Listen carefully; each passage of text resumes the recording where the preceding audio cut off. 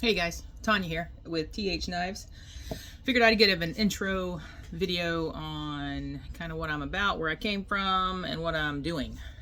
So I started knife making about a year or so ago out of necessity to have something to do. Kids are getting older and I wasn't going to pick up knitting or some stuff like that.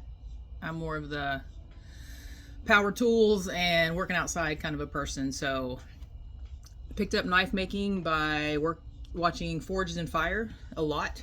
I learned a lot from watching Forged in Fire and then watching a lot of videos on YouTube on how to do things and just figuring it out. So this is definitely not a how-to channel. This is how I did it and what I learned and how I learned. So, and just a journey through knife making, and we'll just kind of go from there. So I wanted to start out with around the shop because this is stuff that I thought like I needed this whenever I was first starting out and what was really needed. So definitely a good vise to hold your material for all different kind of purposes. Have all kind of sharpening stuff, trying out different things. Work Sharp works pretty well. This dude there, I've tried that. The small little sander for different, intricate things, small things. I even have, I have tried everything when it comes to sharpening. Trying to get the best sharpening on it, but I'll do another one on what I found that works well. This is definitely a necessity. Die grinder, battery operated.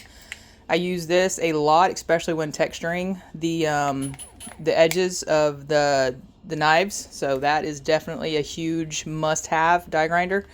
And they're not that expensive. Most everything in my shop was under 200 bucks, except for my one Viver sander. But I'll show you guys that. Lots and lots of sanding paper. These come in very handy. They're awesome. Try to organize them as much as possible, and to have this little dude so you can, it's Velcro, so it makes it nice.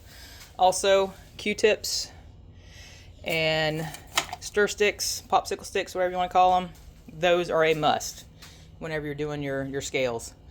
So we'll go through some of the equipment.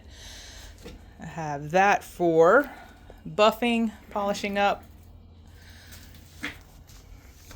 Wen press, those are for mostly doing the scales, punching the holes. This was my first sander that I started off with, Buck Tool, under 200 bucks I believe, but I still have it and I used it for majority of a year, and it comes in handy, and it did just fine starting out. So I just started getting in the bigger ones Christmas and this year.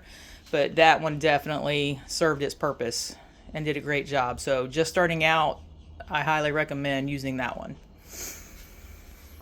Bandsaw for cutting your scales. That I use all the time. It comes in great. I want to skip that one. This was my upgraded sander that I have. It's the 2x42 Grizzly. And again, works great for beginners. That would even be an awesome option. I have this old dude I do a lot of sanding of the scales, sanding them down, getting them into shape. I use that.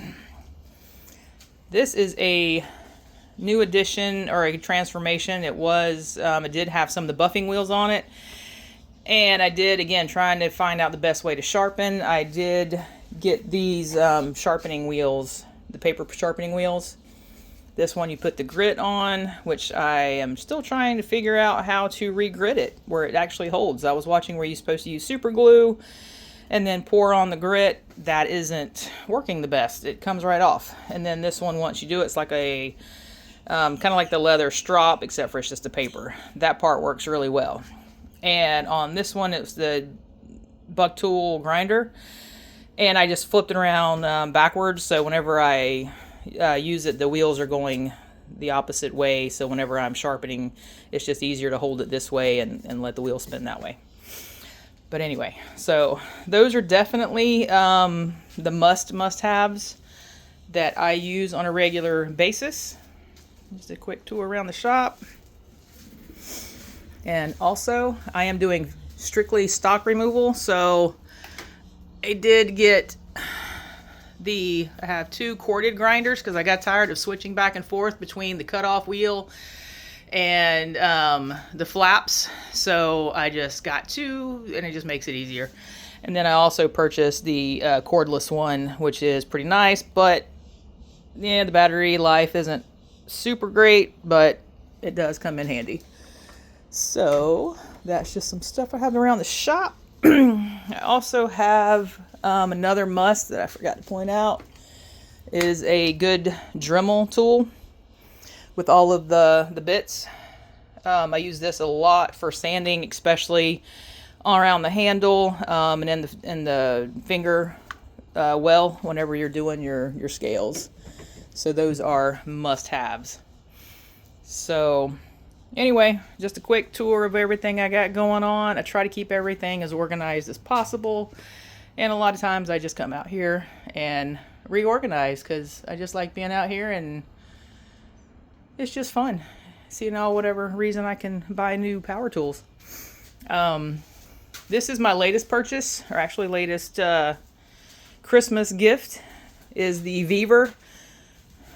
It's a 2x82, but I did a easy modification and turned it into a 2x72. I do have a video out there on that. Basically, you just cut off a chunk of this arm that comes out so it can fit the 2x72. And it does come with all the attachments. It has the flat platen there. It comes with the wheel. And it also comes with the small wheel attachment. So I would highly recommend that, and it's a lot cheaper option than some of them out there. I'm seeing some of the 2x72s at, $1,000 plus, and I'm just not all about spending that much money on tools right now. So this was a good option. I think it was around $600-700. So anyway, that's where we're at. And again, I am not a professional by no means. This is a how I did it, not how you do it or you're supposed to do it. But I figured it'd be fun to kind of go through and document my my journey, and hopefully you can get some entertainment out of my videos, because I screw up a lot, and we'll see how it goes. Thanks, guys. See ya.